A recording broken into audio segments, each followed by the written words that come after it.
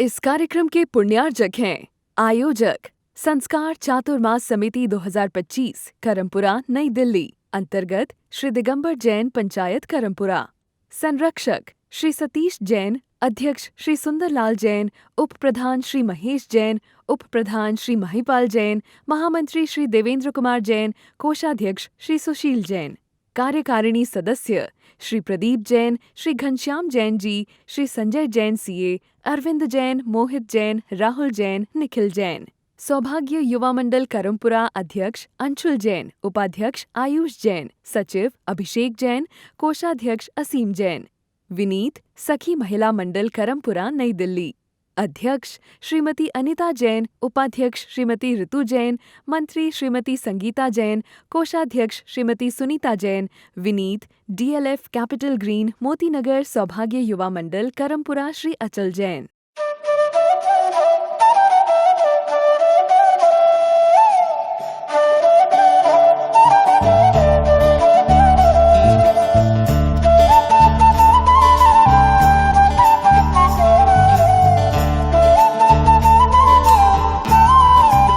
आज रक्षाबंधन त्यौहार और श्रेयांसनाथ भगवान का मोक्ष कल्याणक आज एक नहीं, दो नहीं, तीन अवसर।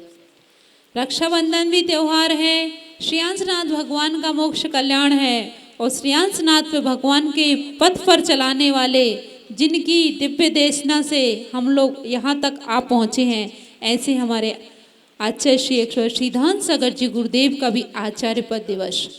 अगर आचार्य सिद्धांत सागर जी गुरुदेव ना होते तो हमें सौभाग्य सागर गुरुदेव ना मिलते, और अगर सौभाग्य सागर गुरुदेव ना मिलते तो हम जैसे शिष्यों का भी कुछ नहीं होता।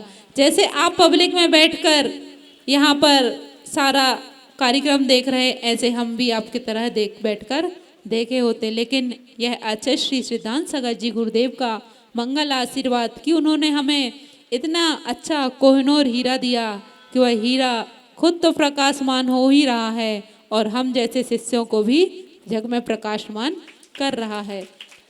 आज एक बात कहना चाहती हूँ कि सभी लोग बोलते हैं कि हमारे जीवन में गुरु होना जरूरी होता है, अगर गुरु नहीं तो हमारा जीवन नहीं।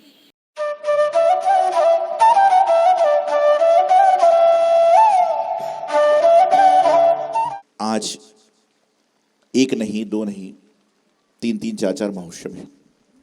पहला तो देवादिदेव 1008 श्री श्रेयांसनाथ भगवान का मोक्षराग महोत्सव। दूसरा जो है वह आज के दिन ही अकंपराचार्य 700 मुनिराज का जो उपसर्ग निवारण हुआ था वह दिन है। तृतीया रक्षाबंधन पर्व और चतुर्थ आज गुरुदेव आचार्य सिद्धांत सागर जी महाराज जिन्होंने हमें जीवन दिया, जीवन ही नहीं दिया बल्कि जीवन जीने की कला को सिखाया, और जीवन जीने की कला को नहीं सिखाया बल्कि जीवन में कैसे व्यवहार किया जाए उसको सिखाया, और मात्र जीवन में व्यवहार कैसे करना ये नहीं सिखाया बल्कि ये संस्कार भी दिए कि मैं खुद संस्कारित होकर आप लोग को संस्कारित कराने का प्रयास कर रहा हूँ। ऐसे गुरुदेव आचार्य सिद्धांत सागर जी महाराज का आज 32वां आचार्य पदारोहण दिवस है। आपको बताऊं, श्रेयांसनाथ भगवान 11वें नंबर के तीर्थंकर हैं। समेश शिखर जी से मोक्ष पधारे और कहते ना श्रेयांस, यदि हम उसको खोल लें तो श्रेय और अंश भी बनता है, और मिला दे तो श्रेयांश बनता है। और सबसे पहले हमारे जो भगवानों के हम नाम पढ़ेंगे तो पहला आदिनाथ भगवान, दूसरे अदितनाथ भगवान, तीसरे शंभवनाथ भगवान, चौथे, पांचवें, छठवें, सातवें, आठवें, नौवें, 10वें शीतलनाथ भगवान। सभी भगवान के नाम हैं, आ है, सा है, पा है, लेकिन आज जो सबसे पहले हर व्यक्ति के नाम के आगे लगता है, क्या लगता है? श्री लगता है। ऐसे 11वें नंबर के श्रेयांसनाथ भगवान की सबके आगे श्री लगता है। वो चालू कहां से? वो श्रेयांसनाथ भगवान, उनका मोक्ष महोत्सव। कल माता जी नाटिका कराई थी, आपने देखा, भाग लिया लोगों ने। मैं तो कल जब नाटिका के पात्रों को देख रहा था मैं सोच रहा था ये जब भी कभी मुनि बनेंगे, इस जन्म में बने चाहे अगले जन्म में बनेंगे, अभी से ध्यान की प्रैक्टिस हो गई इनकी। ऐसा ध्यान लगा के बैठी है, पिक्चरों में आप देखिएगा, लग रहा था कि सचमुच में बैठी हो बालक। वो इस जन्म में भी बन सकते हैं, अगले जन्म में भी बन सकते हैं, कभी ना कभी बनने के भाव रखो। माता बोले नहीं महाराज जी। मैं बताना ही चाहता हूं आपको कि बात इतनी सी है कि विष्णु कुमार मुनिराज, जिन्होंने एक नहीं 700 मुनिराज का उपसर्ग दूर किया था, और उपसर्ग दूर करने के लिए उन्होंने नाना तरह की क्रियाएं भी करी। आज आपके अंदर इतनी सामर्थ्य नहीं है कि आप किसी संत पर उपसर्ग कर सको, लेकिन आपके पास जो जिब्बा है ना, जिब्बा, वो इतनी बाचाल है, इतनी बाचाल है कि लोग यहां बैठे बैठे भी करे, ओइलक जी ऐसा कर रहे थे, वो माता जी ऐसी कर रही थी, वो महाराज ऐसा कर रहे थे। अरे तुम यहां पर दर्शन करने आते हो कि यही देखने आते हो कौन क्या कर रहा है? आपकी बात बताता हूं, उपसर्ग का निवारण तो विष्णु कुमार मुनि ने कर दिया, और पंचम काल में उपसर्ग करने की इतना अधम पापी नहीं है कि कोई मुनियों पे उपसर्ग करे। लेकिन वह भी जो गुरुओं के, भगवान के, जिनवाणी के बारे में निंदा सूचक शब्द कहता है ना, ये भी कहीं ना कहीं उपसर्ग ही है। चाहे वो हास्य में कह दीजिए, चाहे व्यवहार में कह दीजिए। कई बार होता है ना, जैसे आप दर्शन करने आए, समय का, क्रिया का समय, दरवाजा बंद है, आप बहुत देर से बैठे हो, इतने में कोई व्यक्ति और आ गया, वो भी बैठ गया, इतने में और कोई आ गया और दरवाजा खुल गया। तो एक महिला बोलेगी, मुझे पता था कि तुम आओगे जब दरवाजा खुलेगा। अरे जब पता था तो तुम पहले से आगे क्यों बैठ गई? जब आपको पता था कि दरवाजा जब ही खुलने वाला है तो तुम पहले से क्यों बैठ गए आगे? संसार में यही है, हम बचपने में हरकतें कर जाते हैं, ये कहीं ना कहीं हमारे अशुभ कर्म का बंध कर देती। और आजकल लोगों को क्या है, कहती है ना कि भोजन करने की भी जल्दी है और पूजन करने की भी जल्दी है। भोजन करने की भी जल्दी है, पूजन करने की जल्दी भी है, उपदेश सुनने की भी जल्दी है, और आहार देने की भी जल्दी है। मन शुद्धि, वचन शुद्धि, काय शुद्धि, आहार जल शुद्ध है। कटोरी में पूछा क्या है? बोले लौकी की सब्जी है। लौकी का 1 महीने का त्याग है, परवल की सब्जी को लौकी बता के दिए जा रहा है। क्यों? बस देना है, चलना है, बोलना है, चल रहा है। तो जीवन में उपसर्ग जैसा ही होता है किसी संत की निंदा करना। हमारा मानना तो सिर्फ इतना है, आपको मंदिर दिल्ली में बहुत सारे हैं, लेकिन आप उसी मंदिर में जाते हो जहां आपका मन बार बार जाने करता है। उसी प्रकार से संत महाराज बहुत सारे हैं, आपको जहां अच्छा लगे वहां जाइए, लेकिन जिनके पास नहीं जा रहे उसकी निंदा करने का अधिकार नहीं है। यही आज आपको रक्षाबंधन पर प्रत्येक व्यक्ति को संकल्प करना है कि हम देव सासुर की निंदा कभी न करेंगे। और निंदा करने से ज्यादा दोषी कौन है? सुनने वाला, क्योंकि आप सुनते हो इसलिए वह कभी इस तरह की बातों बोलना, जय जिनेंद्र मैं चलता हूं, क्या है जय जिनेंद्र मैं चलता हूं, आप इतना करके निकल जाओ। कम से कम वो सुनाएगा किसको? दीवालों को कोई नहीं सुनाता, सुनाते आदमियों को है। और आदमी कौन सा? जो सुनता है। उससे सुनाया, उसने कहा देखो मेरे साथ में ऐसा हुआ था। अरे तुम्हारे साथ क्या हो? मेरे साथ तो 3 बार ऐसा हो चुका है। तेरे साथ तो 1 बार हुआ है, मेरे साथ 3 बार ऐसा हो चुका है। लेकिन आश्चर्य इसका है कि उस चौथी बार करवाने फिर आ रहा है। जब तेरे साथ बार बार ऐसा होता है तो क्यों जाता है? आज बड़ी विकट स्थिति है। आहार देकर पुण्य कमाने का भाव नहीं है, पूजन करके पुण्य कमाने का भाव नहीं है, जिनवाणी का स्वाध्याय करके पुण्य कमाने का भाव नहीं है। बस ये है कि मुझे कब पूजन करने मिल रही, मुझे कब आहार देने मिल रहा, मुझे कब पढ़ने मिल रहा। अरे ये क्यों करते हो? आपने चाहे पहले जल दिया, चाहे आपने आखिरी में जल दिया, जाएगा कहां? साधु महाराज के पेट में। पुण्य किसको ज्यादा मिलेगा? पहले वाले को, आखिरी वाले को। ये शांति धारा की बोली नहीं है, ये भगवान के अभिषेक की बोली नहीं है, ये तो महाराज का आहार है। और वैसे एक बात बताऊं आपको, लोग कहते हैं कि खाली पेट किसी से ज्यादा करोगे तो गड़बड़ होगा, भरे पेट करोगे तो भर भर के मिलेगा। इसलिए ज्यादा चक्कर मत करिए, जो मिल रहा है अपना करो और देने का प्रयास करो।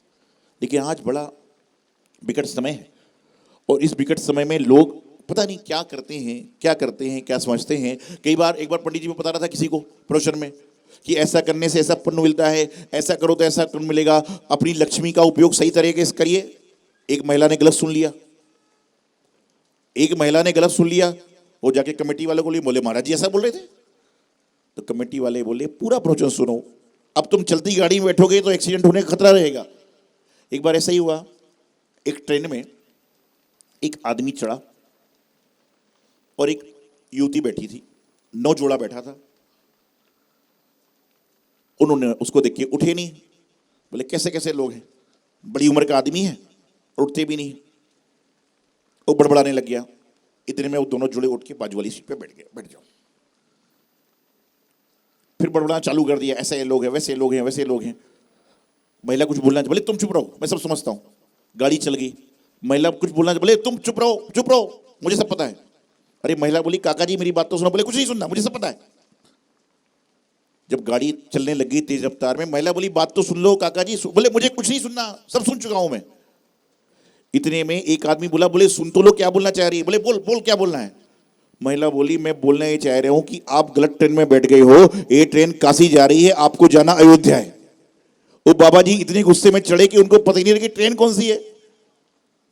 ये संसार का चक्कर है, यहां हो क्या रहा है पता नहीं। तुमने तो आगे का सुना, पीछे का भाग लिए। इसलिए गाड़ी में चलते समय बैठ के चढ़ो कि गाड़ी सही गंतव्य पे तो जा रही कि नहीं।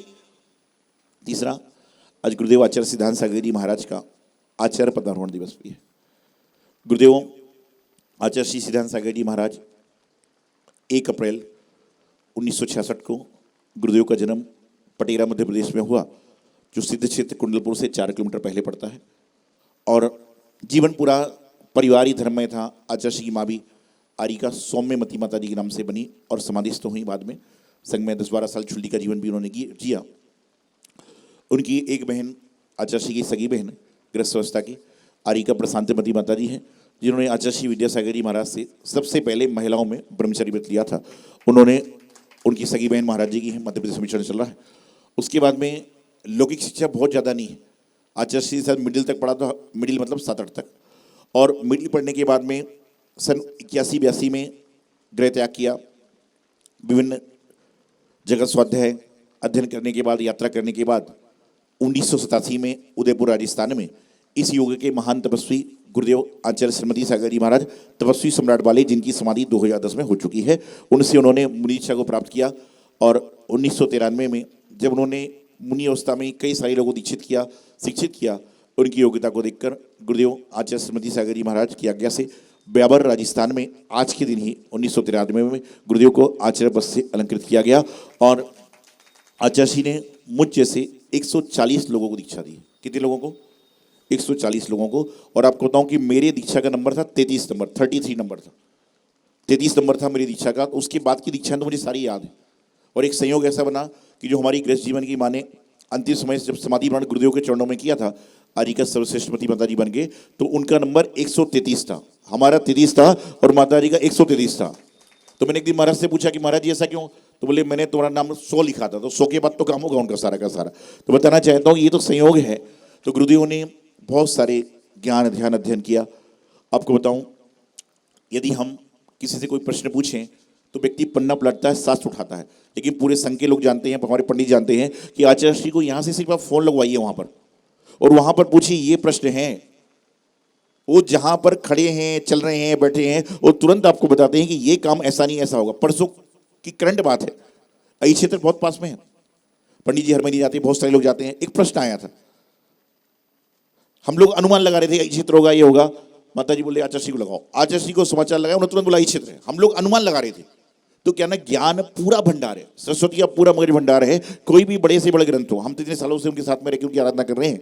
जैसे गुरुदेव जिनकी छत्र छाया हमें प्राप्त हो रही है, और हम तो चाहते हैं कि गुरुदेव की छत्र छाया हमें जीवन पर्यंत प्राप्त होती रहे। जब तक जीवन है, जब तक उनकी छत्र छाया में ही जीवन बीते। क्योंकि कहते ना कि गुरु के सामने प्राण भी जाना हमारे लिए हितकर है, और गुरु के बिना महल में भी रहना अहितकर है। अब आप कहोगे महाराज जी आप तो गुरु के पास नहीं हो। हम उनके पास नहीं हैं, लेकिन हम तो अपने आप को उनको सबसे पास ही मानते हैं। हम कहीं पर भी हैं, लेकिन हम ना तो उनकी नज़रों से दूर हैं और ना वह मेरे भक्ति से दूर है। गुरुदेव के हम तो बताएं कदम भी चलते ना कहीं निकलने को, तो पहले उनकी आज्ञा लेते कचरे वाले भगवान की और गुरुदेव की, उसके बाद में अपना कदम निकालता हूँ। बोल के जरूर नहीं बताना होता सारा का सारा कि जीवन में जिब्बा में गुरुदेव है। और मैं तो हमेशा की बात कहता हूँ, उस दिन मैंने कहा था कि मेरी हर बात में गुरुदेव का जिक्र होता है। लोग मुझसे बोलते बोले बार बार क्यों करते हो? मेरी हर बात में गुरुदेव आपका जिक्र होता है, क्योंकि मेरी हर बात की फिक्र भी तो आपको ही है। मेरी हर बात में गुरुदेव आपका जिक्र है, क्योंकि गुरुदेव आपको ही तो मेरी फिक्र है। आचार्य जी ने एक बात कही थी, बोले कहीं पर भी रहो, गुरु के समीप रहने से फायदा नहीं होगा। लेकिन कहीं पर भी रहो, गुरु की आज्ञा के समीप रहोगे, उससे ही फायदा होगा। वही काम हमसे श्लोक करने का प्रयास करो। आचार्य श्री ने मुझे भी आचार्य पद पर पदारोहण किया, संघ के और भी साधुओं को किया, गणी माता जी बनाई, और उनके शिष्य समुदाय भी हैं। जैसे हमने 27 दीक्षा दी, आप देखते हो आपके सामने से दिल्ली मना संघ, तो सारी की सारी हैं। ऐसे कई सारे शिष्य हैं, उन्होंने दीक्षा दी, सब कुछ किया है। तो 200 साधुओं का कुनबा एक प्रकार से आचार्य सिद्धांत सागर जी महाराज का है कि शिष्य परिषद से लगभग 2 साधु, कुछ समाधिस्थ हो गए, कुछ इधर भी सारे विचरण कर रहे हैं। तो आज यहाँ पर श्रेयांशनाथ भगवान का मोक्षांग महोत्सव, शास्त्र मुनिराज का अवसर निवार दो, शास्त्र श्रीफल, और साथ में ये राखी का प्रतीक क्या है? रक्षाबंधन। रक्षा के साथ बंधन, उसका नाम है रक्षाबंधन। मात्र कलाई में राखी बांधने से कुछ नहीं होगा, बल्कि जिनकी कलाई में राखी बांध रहे हो, जिनकी पिछिका में राखी बांध रहे हो, उनका संकल्प जीवन पर्यंत करने का भाव बनाइए। ये राखी बांधने का पुण्य है, क्योंकि द्रव्य देके, भाव देके तो राखी कोई बना सकता है, लेकिन हृदय के उद्गार से, हृदय के भाव से आप राखी बांधने का प्रयास करो, वह आपकी जीवन के विकास में सहयोगी बनेगा।